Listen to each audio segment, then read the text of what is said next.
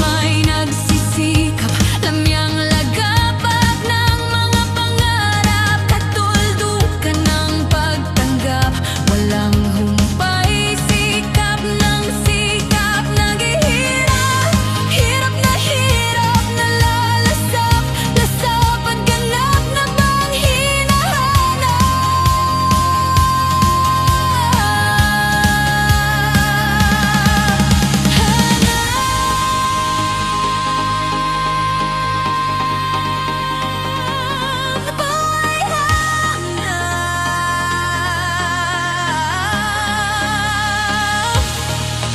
Buhay, batas ng pawis ay sukli, anihin sa bawat tagumpay.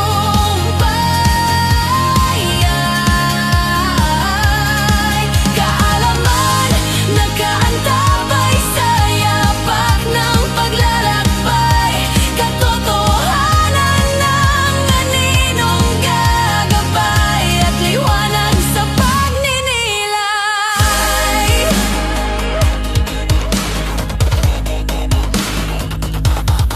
Mapanlinlang, mapanghamon, mapangakit na kinang ng kasaganaan at karangyaan, mapalad o mapagkaitan, mabiyayaanan o mapagdamutan.